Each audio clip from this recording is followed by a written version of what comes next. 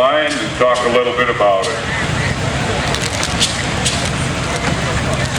An interesting little company. Oliver started out making plowshares and ag equipment. They figured out how to chill the process to chill the plowshare so it was hard, so it would scour. And that was in about 1850. And they went after that and did that kind of work, and the boys were being paid $1.50 to $2 a day. The first few years they didn't make any money, but by 1875 they had 450 people and they were doing 300 plows a day. They had 5 buildings and a whole bunch of railroad track inside the building, some line shafting, water power coming in, things are really going on. Took a lot of water because you're chilling these plowshares. Marvin Manifold does a lot for everybody. He works down in Granite at that show where we both work, and he's our parade marshal. He lives down by Sioux Falls. Thank you, Marv. Coming through for the trip. We're doing grand.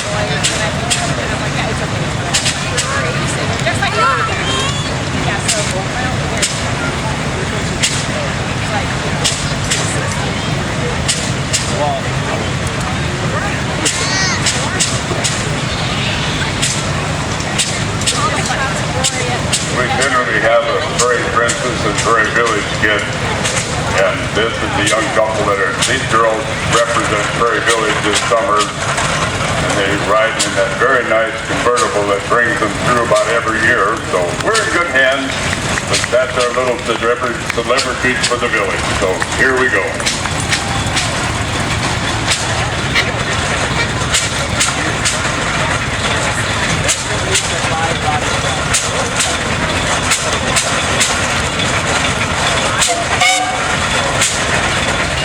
This old girl belongs to Paul Johnson and his family, but this is called Old Reliable. It's a 2-cylinder tractor. It's got the pistons are 10 inches in diameter in that tractor. There's 2 of them. So there's some over 5 gallons of displacement in that engine. These were all cooled with oil because that was what Madison got out of that first year of seed.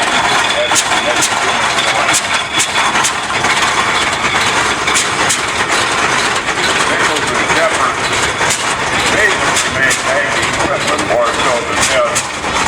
Sponsor Salmon. This one was built in 1911. They had quite a complete steam engine that Nichols and Shepard came out with. Years ago, my dad had one of their corn pickers, and quite frankly, he said it wasn't worth the powder to blow it to a warm place. That was the way he felt about their corn pickers. But obviously, they were in business a long time. It was early 1840s when they started up.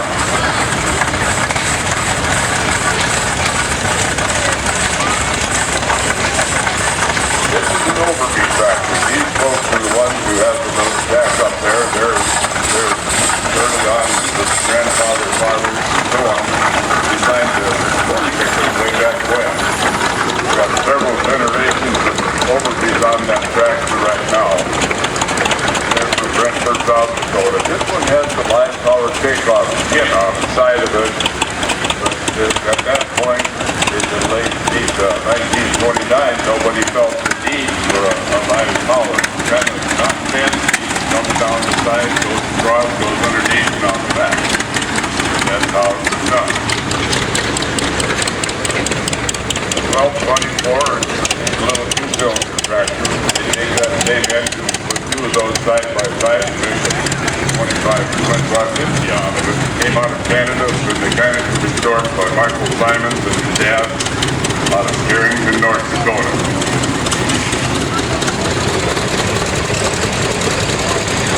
This is a little home build. It's called a 220. William E. Bechtold from Lodi, California. It was built by his father for Christmas in 1959. Isn't that pretty well done? You gotta admire the dads that need to put something like that together.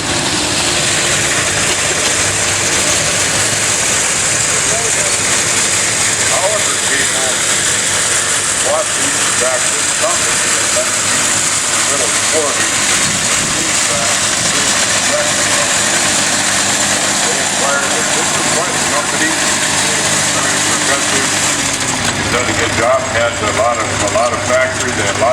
building patterns, these tractors. They couldn't call it the Caterpillar. The Caterpillar had patented that name and copyrighted it. So hence we have fleet track. Well, it later became just the Oliver trawler. Older 77, this gentleman, Paul Deutsch from Gillette, Wyoming, owned by his uncle way back when, so the uncle probably bought it too. Oliver 77 from one of their flag lines, 6-cylinder tractor, does a nice job for him. This is an early Oliver Hart bar. This is when we're kind of in between one and the other. It's got the Hart bar name in there, and then that's what you're looking at is the standard fixed tread tractor. It's the 70s. The 70s were quite a popular tractor. 880s, we stumped up quite a few years now. This is 1960, Skylar Clark. That's a little bigger tractor. You have a fixed front end, fixed rear end, and you just plow with these tractors. A lot of the technology that's in that tractor started out back in the 88. Oliver 770s is still in that same tractor area. On the Madison Park out of Eldora, Iowa. The tractor's only got 3,900 hours on it, which relatively speaking is not a lot of hours. The original owner traded a Shepherd diesel for a 770. I have a Shepherd diesel in our museum, and I think the guy is a lot better off with the 770 than the Shepherd diesel. Because the Shepherd diesel was, well, we can say a disappointment. They didn't do as they were programmed to do. They just did not. The company should have never built them. But things go on like that. They weren't the first ones. We got a nice little crawler again. This is an OC4. They've changed to the Oliver crawler. We don't see the fleet track on it anymore. These are good little outfits. This is an Alpha track. It belongs to Don Carr out of Bloomsburg, Pennsylvania. It's time to work in swampland or deep snow, or it's got a lot of flotation ability there. It's an interesting piece. They have a couple dozen of these in working order, which is really, wow. If they've got 24 of them that are in working order, they deserve a little round of thank you for that, just bringing one here to show us. Thank you, sir. As we move up to a little bigger stuff, the Oliver 1800s is just before the 1850s. They're pretty decent tractors. And you cost them $600 to a gallon of matching paint for the rascal. Good Lord. Well, you paint one of these, it's several $1,000s. Those of you who are looking at the parade with us, there's a lot of money goes into the paint job. We're looking at the 1850, that actually has a drug with the 88, where the engine was built being worked on to get that to that point. 1961, 880, this comes from a little closer to home. Then Coach Roger out of Lennox. This is your basic original tractor, just as you get them. Looks quite nice, yeah. They don't get abused, why they last well. Oliver copyrighted the row crop insignia. I'm surprised that International didn't. They came in 1923 with their farmall, and Oliver promoted the row crop deal, and they were the guys that were able to carry along with it. Belongs to Jim Noblin out of up in North Dakota.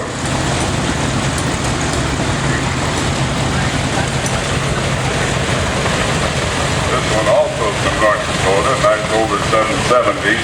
The original was hydro steering, and it's got a power traction hitch, which is a thing that those people put on these tractors. Everybody had a little bit of a gimmick to try to make them, separate them from the competition. Belongs to Kim Norland out of Copier, North Dakota.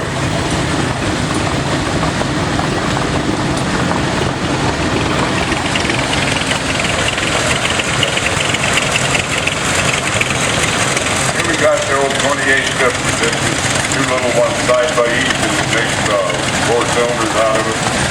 Cylinders are right back looking at the operator. The oiling is all done on top of these. The little drippers that feed the oil in belong to Steve Lark out of Dundee, Minnesota.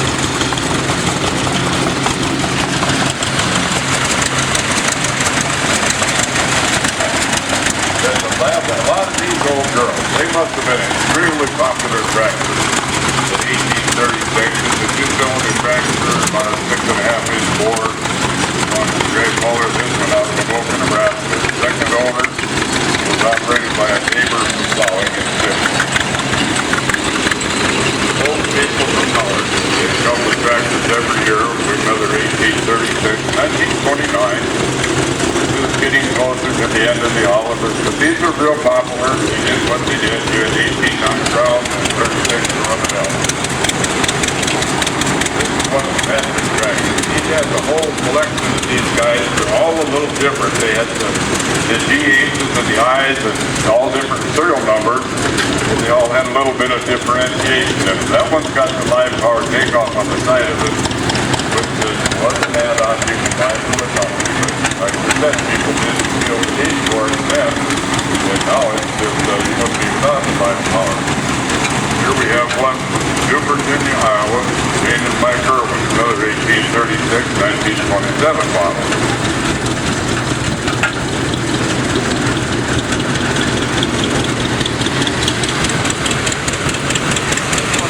This one comes from the third family from South Dakota and Arizona both. So, again, another 1836.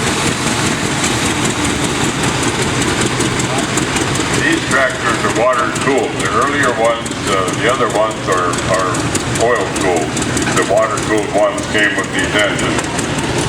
We got a little Super 44. This is a little offset tractor. The idea behind that is to compete with the international people with their little B's and their little offset seats for their truck garden and stuff.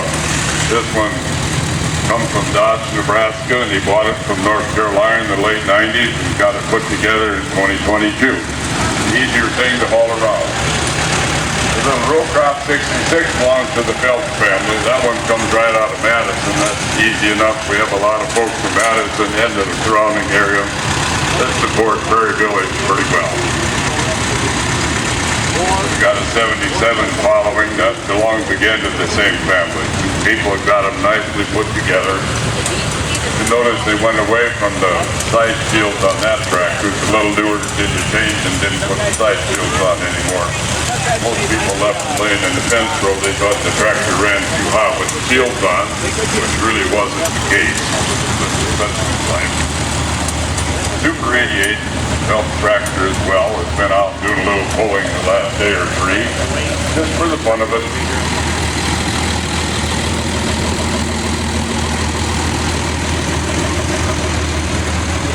Here we come with another one. This is great. Bring them out and we look at them. The engine in the engine, I don't have time to talk about it, but that OC one Oliver with the 12-to-1 compressor, it'll come through here, and that's where some of the engineering came in that went into these engines and these tractors here. That was some of that stuff that they learned, compression ratios and combustion chambers, and it went into the 88 and also went up, wound up into the 1800 and beyond. The technology they used was very viable. A neat little tractor. This is the turnpike mower. There were 32 of them built. This is the 12th one. The guy has done a well of a job to restore it, and it was used to mow the turnpike ditch with 200 miles of it. 1956 tractor. The mower deck is a 1,400-pound item, and it was painted blue to match the colored theme down there. What a nicely done. These are the neat things that you don't get to see, folks. That's why they do this. They just bring it because they feel the need to do it. Thank you.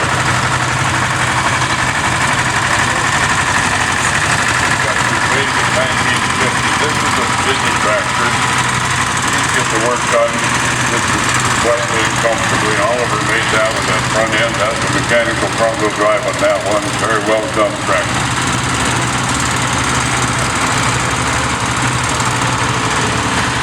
Got a little tiny one facing the wall back there.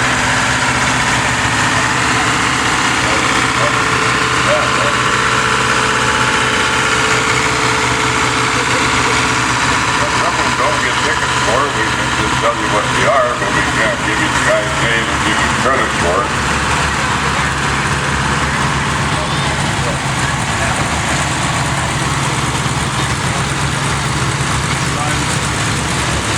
This one one belongs to Ellen Duke. It's a propane standard. There's less than 10 of them known, so this is pretty rare. These people weren't big into propane tractors, plus the standard tractor is sort of a limited use tractor. They didn't, they plowed in the spring and just fall, and other than that, they didn't do the snow days. Now we're getting a little, this is little Oliver fleet track. These little guys have all kinds of uses. The wood blocks on them was to help with traction, and then especially when they used them on snow conditions, when they were working in snow. And also the tread was adjustable for width on the little fella. It's just small, about a 30 horse outfit.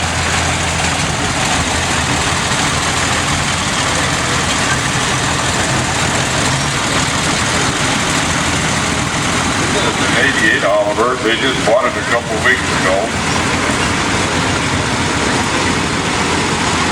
Anyway, wanted to bring it to Prairie, so he come up from Holstein, Iowa, and brought his Oliver along with him. Another nice 88 horsepower we're looking at here. Diesel power. They had a little trouble getting the diesel power people to go in. And one time Oliver made a bet that, by golly, we'll buy pay half of your diesel fuel bill if you go and buy a little Oliver diesel. And the result, why, that helped. Oliver sold a lot of the diesels early on. They had a pretty good share of the market on the diesel. Little utility, the 500, the 550 of utility tractors, quite popular. They made quite a bunch of them. Nice that he's got a little grain drill behind it. The Superior Grain Drill come with the American Seeding Company, but became part of the Oliver Corporation in 1929. That was their claim to fame, was the seeding equipment. This is kind of a neat tractor, little 550. It was kept at the factory and used as a yard tractor. And sometimes it got out, got a hood and a grill change, and power steering put on it. The plant manager wound up with George Meade. What we got is a tractor in its original work code that works at the factory. In Zealand, Hermanville, Nebraska. It's got a GM diesel in it. This is the only tractor I know that can turn fuel oil into noise. They're like that. With the 1950 T rear end, because it was a 3-speed over and underdrive, so it's got a lot of gears. And of course we got your gravity boxes that have been with us since the early 70s. We used to use a lot of gravity boxes farming, and now it seems like they went away from that to hitch wagons and semis. Another tractor from that family. And we got the little 26. This is 74, a little diesel tractor as well. Bought it in a barn, it had ran for 10 years, and the Westendorf loader came with it. So sometimes you do that, you'll pick up something off the wall and there that tractor will be sitting. We've got an M12 at home that came out of a barn in our museum. Then we got a diesel high crop. The high crops were used down in Florida in the canes and stuff like that. These tractors always had a hard life. It was shipped to New Orleans, Louisiana, and that's where it went. He bought it out in David City. So that's where they're used at. It's in a tough going to have them to start with, hard life. This little gasser was found in the hay country. The guy was afraid of fire, so he took all the shields off the tractor, and this guy had to put it back together. And the little shredder is on the 3-point, a little bush hog type thing. This was owned by John Thielman's dad for 20 years, and it was owned by his cousin for 20 years. He wound up buying it back, and as a kid, he lived on that tractor, which is very common. I lived on Pete John Deere myself, is what we grew up with. Kenny Steinberg out of Colton, South Dakota, 1964, 770. Coxa wound up buying tractors from Oliver, so this is why the connection is there. They weren't happy with the tractors they were getting from Elbert to you, so they walked. In 1949, they terminated their agreement with the Oliver people. The Monty family have these tractors. Lyle used to come to the show for many years and then passed away, and he drove that one home when he was a kid.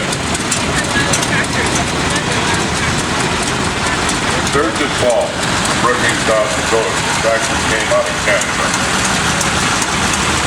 We've got a lot of tractors that have interesting history on them. This one was on the Dwayne Ball, the one we're looking at against that.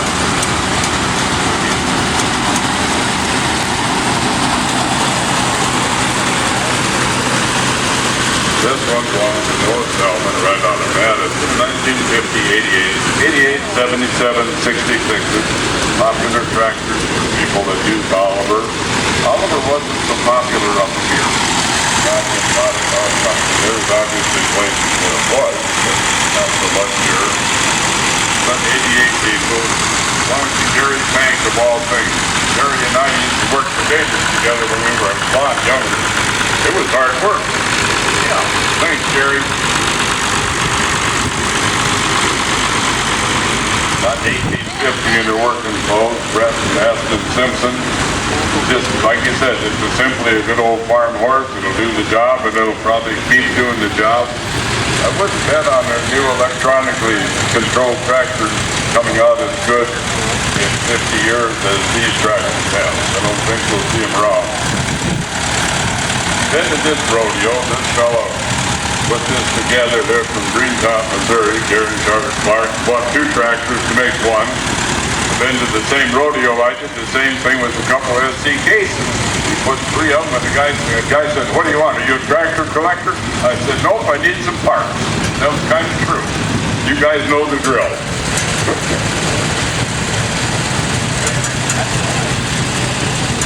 A nice 88, Mark and Bonnie Cruz out of Goodview, Minnesota. 1948, a little earlier on in the program.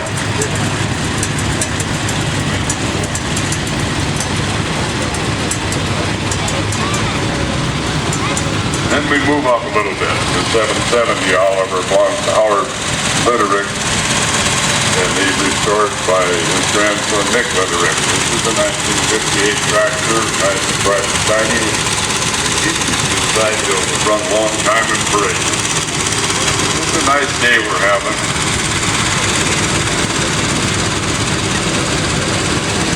We can talk about a little bit about that one that Oliver put together to test their theories when his cow come through, and it's 12 to 1 production on gas, and it showed off they could get quite a bit done.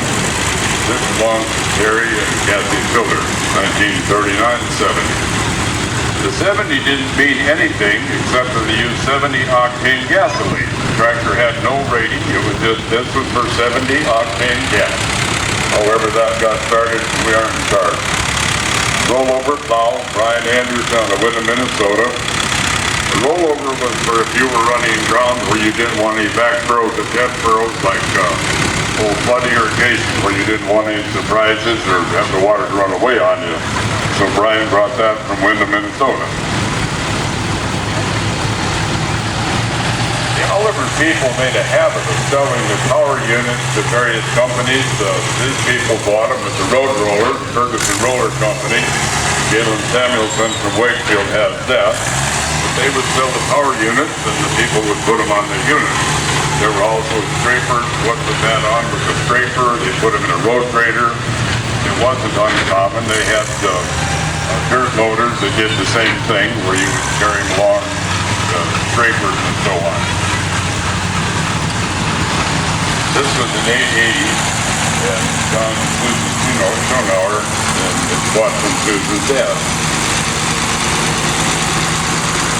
Another tractor from the same family. This is a little utility again. These were the popular little 500, 550, and a nice little utility with a fully mounted two-bottom plow on it, which is about what to do. And the Ken Lloyd from the Floyd County Museum is on that tractor. The Floyd County Museum down in Iowa has the repository of the art car stuff down there. That's pretty grand, because a lot of the tractors were built down in Charles City. This one's been changed, so it has a hydropower drive in it. And the add-on that the guy put in the tractor belongs to Jim Dick.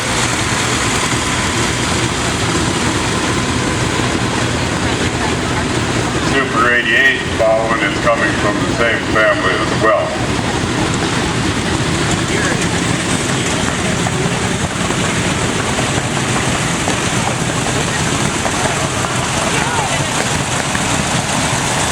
Interesting day, the fact that we can do these sort of things and go over some of the history. The Oliver people really expanded a bunch over the years. The size of that company was phenomenal. One in 1911, they were going for 40,000 tons of pig iron, building plows, which was their main forte, was the building of the plow. And they figured out how to shield the plow chair as well as the plow lathe. So when they shielded the chair, it would make it hard, and then the lathe itself, it was hard. So it was dirt better than the cast iron, which would not slip anything. So down here, of course, in the 18th, or way earlier, and done the other job, which was the steel plow. This is a 30-horn car that belongs to Paul Johnson and his family. There was an article in the last Horsepower magazine about it. So there's the tractor that Paul and his family brought. They bring a lot of stuff. Got a Steinberg tractor. Kenny and his family lived off by Chester, which is hopping and skip down the road. This is a 1942-60 with the curtains on it, and it looks nice. It works well. Cindy grows that out of Corsica, South Dakota. The new tractor in 1964, again a 550. It came from right close to the plant, 35 miles away from a gentleman who had worked in the plant. So that little tractor has the plant history.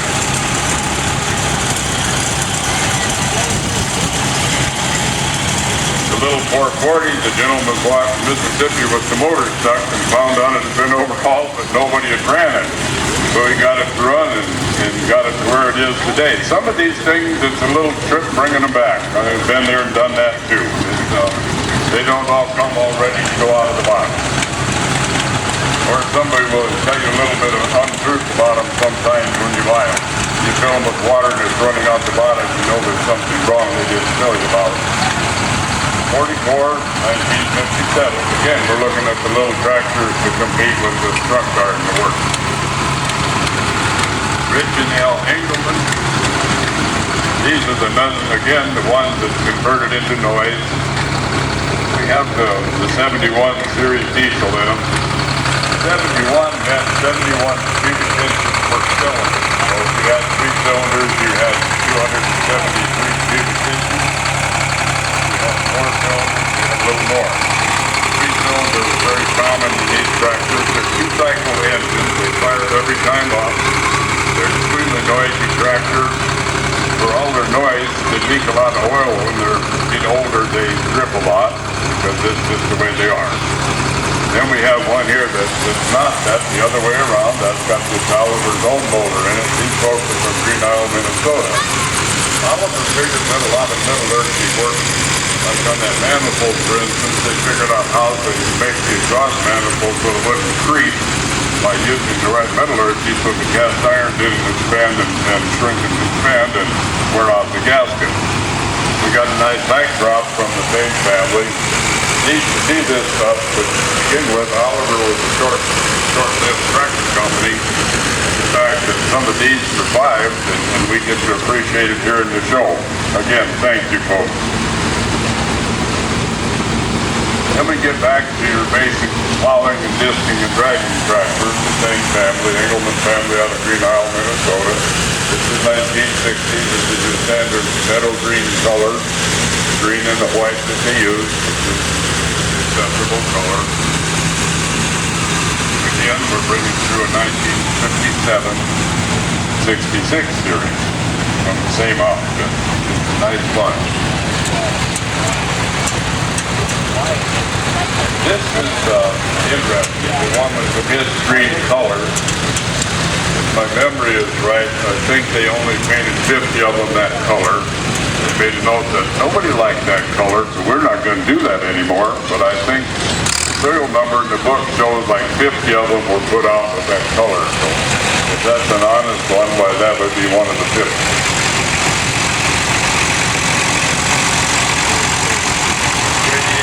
High crop. We got several things going for us here. To begin with, it's a high crop, and it's on propane. Super 88, 1957. This gentleman comes clear from Lincoln Station, Wisconsin. Thank you for bringing the tractor. Yep, we do appreciate it. That's a gasser, but like I said, it's on factory propane, which is an unusual thing by any means. And there's the beautifully restored tractor. And we got an orchard tractor. This is also rare. On Heath and Lilick, not in the same place. And we restored years ago for a contest, and it was a finalist in a contest with 750 hours worth of restoration. You can believe that. You have to get that steel straight. And so it looks like it came from the factory, and it's no small amount of work. All that's on there is designed so it can slip through an orchard, doing minimal damage to the vines and to the apple trees. So if you're disking in an orchard, you want to be able to get close to the tree, but you don't want to take the branches along the tractor. There is Cape Boswell, Allen, Nebraska, 1550 high crop. They're very obviously high crop when you look at that one. It's more pronounced there than the other ones, just the way it's put together. And back to that, we got a nice little 88 Lane Person out of HPOCA Summer Show. 1948 tractor. Again, nicely done. Belongs here in the Prairie. Here's another one chasing that one. That was one of their work tractors, the 66, 77, 88, that it morphed into some of the triple-digit tractors as it came along, like we're having right behind us. Doug Bowl comes out of Warwick, South Dakota, as he's meandering along. Most of the time he's on a pulling tractor of some sort. He does a lot of tractor pulling, lives over by Warwick and plays with tractors. Plays with old case tractors. I've seen him on all kinds. He's not partial to what brand it is. This one got finished in 2024 from 1966, 70, Mark Light, out of Melbourne, Minnesota. Some of these folks took quite a ways to their show. Pretty good deal that these folks came and come to the show and we get to enjoy it. Another little Wheatland tractor. The Wheatland, you can tell by the fixed front axle, that's as wide as it gets and as narrow as it gets. That's what you're going with. It belongs to the Foley Farms out of Somerset, Wisconsin. 1959 tractor.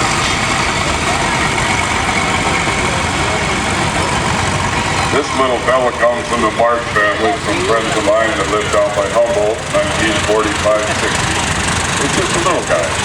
That just kind of rounded out the series. That came a little after they had the 70 and the 80s, and they decided, well, we better build another one, so we'll call it the 60s. So in 1954, the Mark family brought us in a 66. Tremaine and his family got the job of Humboldt again, got a 66. And we just well keep going up the line, getting a little bigger. Here's a couple of the March family on a 1954 Super 88. They did the same thing that International Harvester did. They bored them out for an eighth of an inch or quarter of an inch and gave them another 100 RPM, and then you got another 3 or 4 horsepower, and they called them a Super. That was just the way the game was played. The game has been played for years. Got one, I'll make it a little better. Maybe I can tell you another one. This one is an interesting tractor, 1928, 1836. This fellow's granddad bought it new and it's never left the family. This is neat. This is a lot of years. It's been in the family about just around 100 years. Very good. 1937, 1828. This is a different style again, a little different. It's just placed in a little smaller cubic inch engine. It's the standard version of the road truck. For some reason, 1827 was the road truck, 1828. Now, I can't see where there's 1 horsepower difference in the engine. They say it is. Anyway, John Frey came from Fulton, South Dakota.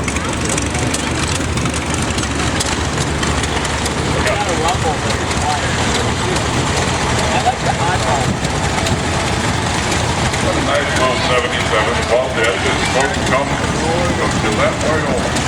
Fair Heights gets to South Dakota. They probably had to buy 2 tanks of gas. Belonged by his uncle, Eddie Gibb, Thomas.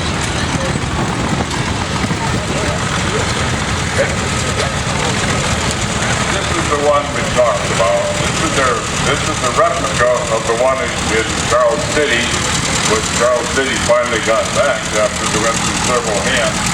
This is the engine they experienced with the heads and the compression ratio and the combustion chamber design to get 12 horsepower out of a gallon of gas an hour. They did some work on the compression and octane rating, and it was their guinea pig, the tractor they've got down in Iowa. This fellow took the trouble to build one like it, did a nice job, and thank you for bringing it.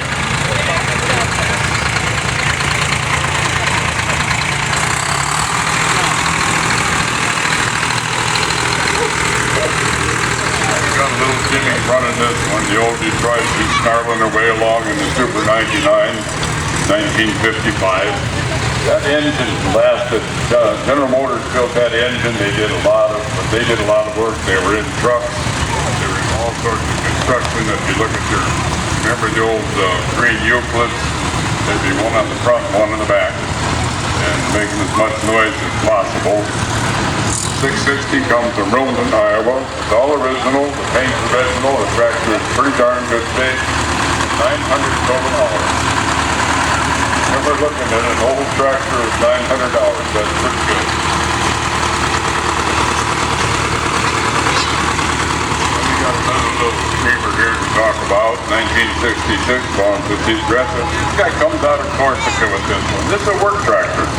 It's a Wheatland tractor. It's got the fender fuel tanks. You got a little more storage. The guy is kind of enclosed up there. It's better than no fenders. Gives you lots of room to sit. Super 55.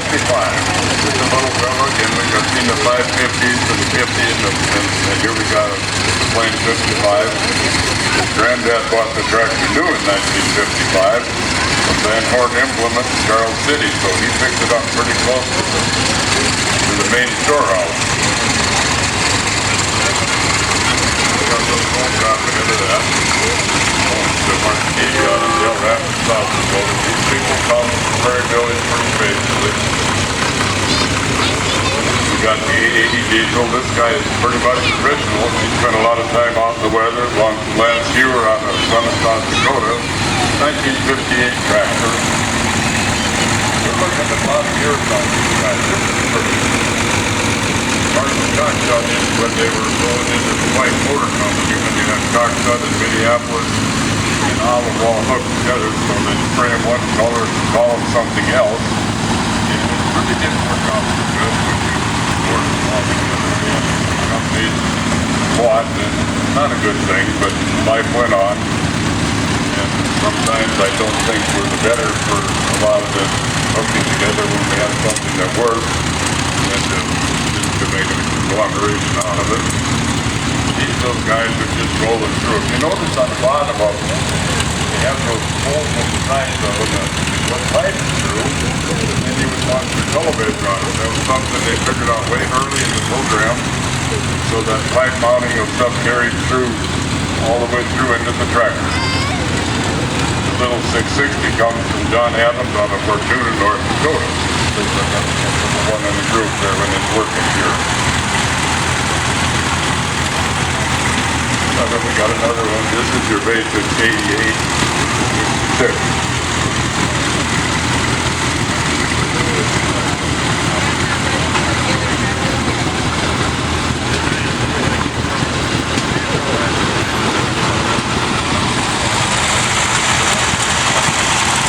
We have a few little hiccups in our computer once in a while. The other computer got 2052 with an 88 standard Justin and Victoria Johnson out of Brooklyn. This is a diesel tractor. Then we got the little power unit behind it. It's a 50 horse power unit. It's basically a tractor engine, and the radiator is sitting up there to cool the little fella. It's got 4 cylinders and it's run a heat grinder. A little tiny one. Latest purchase, the lady said, so either it must be a very pricey tractor or she got lucky. Again, you got your little garden tractor there. Johnson family has a lot of stuff. They bring tractors to the show all the time. That's That's a little 70, and it's made hard car made by Oliver. It's the first 70 cockshut hard car made by Oliver. As we mentioned before, the company's Oliver sold stuff to the cockshut people after they got disappointed with the Chalmers people.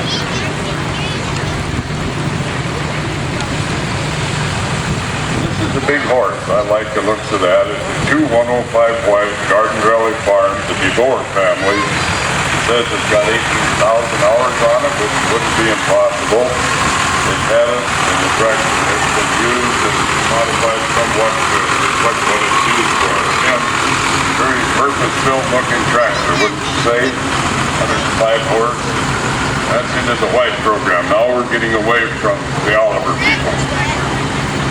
The last Oliver tractor was built in '76. It actually came off the line in Charles City. This tractor has been with the DeBoer family since it was new. It was 1600.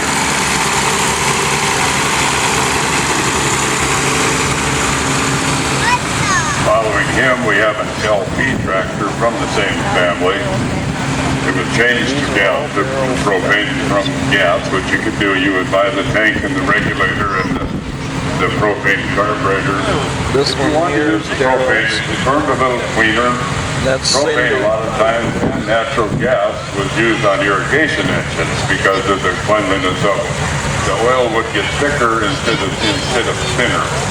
As it aged in the propane engine, it would get thicker. That one has got the over-under hydraulic shift on it.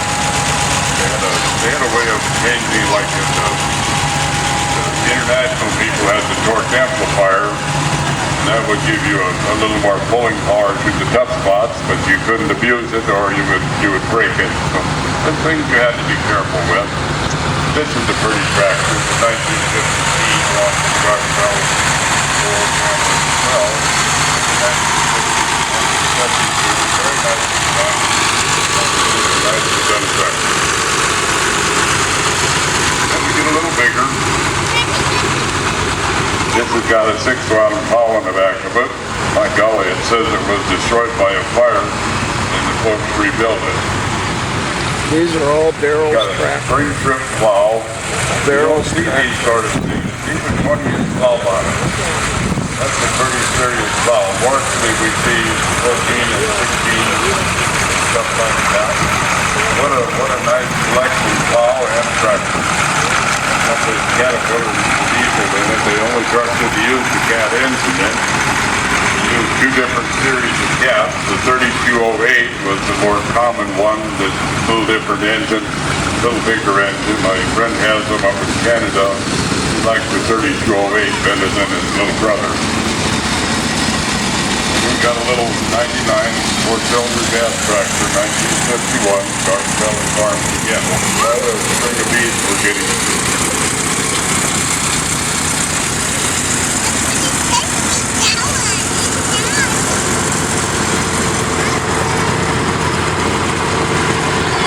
This is a little different.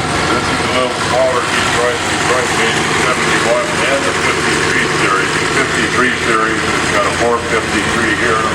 About 100 horse. It's an industrial tractor, also from the same family in North Dakota. You can see that tractor's a lot sturdier. Everything about it is built to maybe take some of the again, this is a nice little tractor here. Beautiful little collar. It's also been through a fire and dog back. Thank you for saving the little guy. We're probably looking at something of old 20-30 horsepower. Industrial was something that they sold. This is a little guy that was going to factory or plant. They'd oftentimes put different gear ratios in them, so they were a little quicker to move around, and they would pull pallets and pull little trailer boats and the parts from one place to another in a factory. Not uncommon.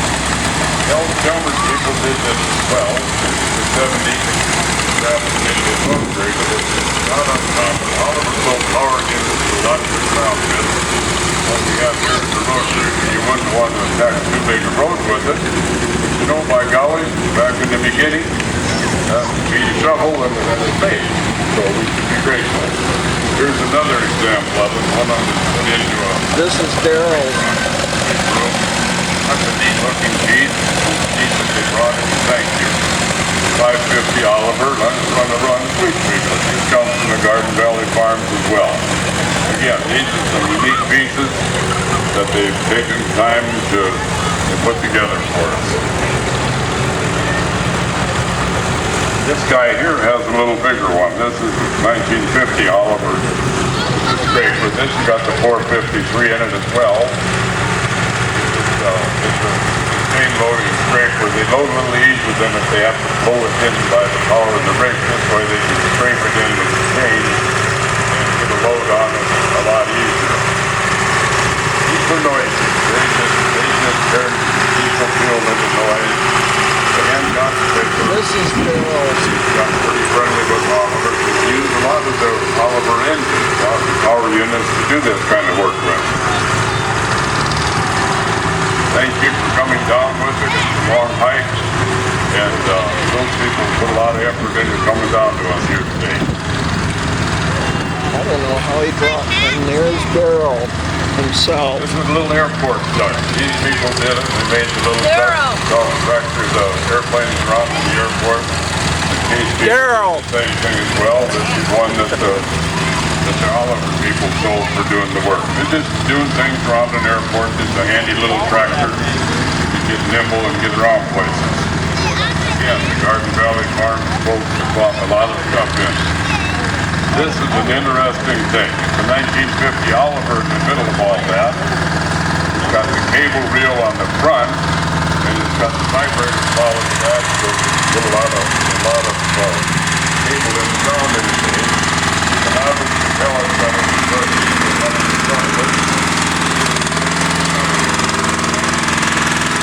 Thanks for that breeze, but I doubt if we can hear it. That's a pretty good example of a Detroit diesel.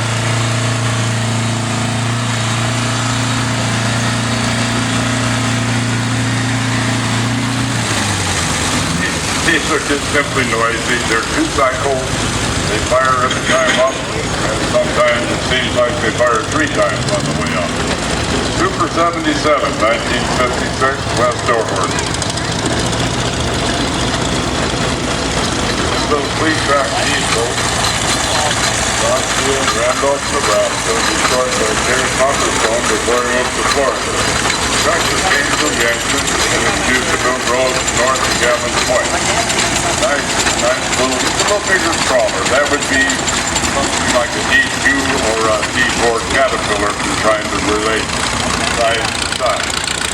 D2 was 30-some horsepower, the D4 was a little bigger. Similar to that size crawler. John Thielen again, tractor from Randolph. We got a 1961 Oliver 660 tractor. Another Thielen tractor. Got a factory 3-point, factory wide pump, and it's got fender extensions on it, which makes it a little less dusty up there in the air sometimes.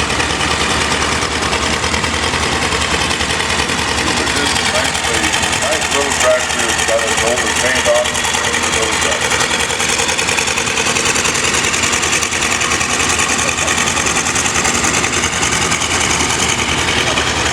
This is another Thielen tractor out of Randolph. These folks come quite a ways. It's an older 66 diesel restoration. This one was completely gone through in 2021. A lot of those, sometimes you have to take them down to the last bolt nut to get them right. Another Thielen tractor. A lot of work goes into them that I don't know if the folks that don't do tractors done this, why we appreciate it, is to get the work done. There's a lot to do it. 2198 Jacob Thielen, that's 1955 tractor. It's come out of Norfolk, Nebraska, belonging to his granddad. And that's nice that he got the little tractor and could save it. Another Thielen tractor, 880 diesel. We're moving up towards actually the end of the Oliver line. The Oliver people were working on Oliver. 51.